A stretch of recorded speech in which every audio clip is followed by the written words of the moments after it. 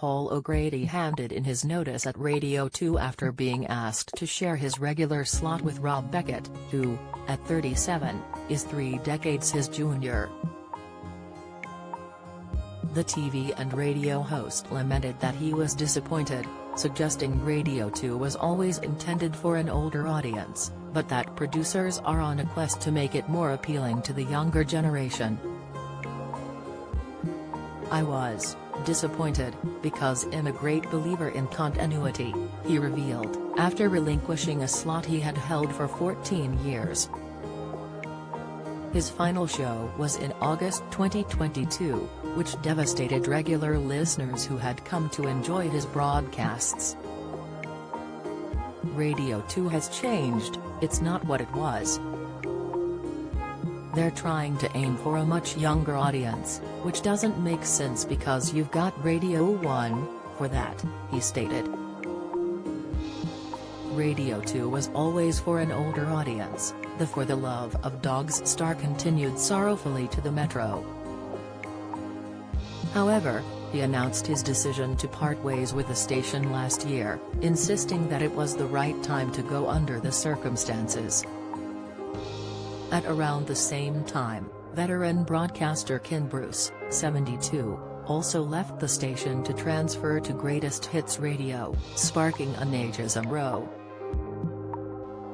Fellow celebrity Vanessa Feltz, who is 61 and also left Radio 2 last year, claimed on This Morning, "I would imagine that it's a feeling of some sense of ageism at the BBC and that once you get over a certain age, your days are numbered. You're not valued in the same way, the music isn't as appealing because they've kind of changed the music of Radio 2 to appeal to the younger audience they're so desperate to get." Radio 2 adamantly denied her claims in a statement in which it added that the channel is hugely proud of having a range of presenters from their 30s to 80s years old. They added that the age range hasn't changed in decades and that Ken Bruce had been with them since the age of 32. The statement concluded, "We will continue to be a multi-generational radio station that serves a 35-plus audience with listeners tuning in each week to our brilliant range of programs, hosted by some of the UK's best-loved presenters." Meanwhile, Paul's own departure came soon after a long lockdown period during which the bubbly broadcaster admitted to being fed up and bored. In need of constant stimulation, he struggled to thrive without human contact while he was confined to his farm in Kent. "I ended up talking to my pigs," he chuckled, before adding that he also used the time to pen a children's book and learned to play the ukulele. Meanwhile, the keen farmer produced his own chutney and jam, but he couldn't shake off the boredom, and was elated when the time came to return to work.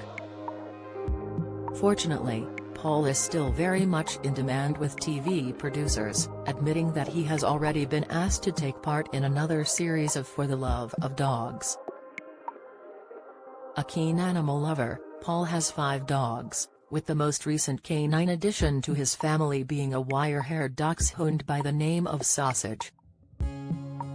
He reportedly broke a clause that he himself had created in his TV contract to be able to adopt the pup, who originally arrived at Battersea Cats and Dogs home in search of a new owner. Besides Sausage and his other dogs, Paul also keeps pigs, chickens, sheep, goats and fluffy alpacas, meaning Terry's never a quiet moment on the farm. The TV star described his show as a Cinderella story during which animals who were previously scared of their own shadow can be seen regaining confidence and happiness after being matched to the right loving families. Although Paul has joked that he has repeatedly asked ITV whether they really want him back for another series, it looks like keen fans certainly haven't seen the last of him yet.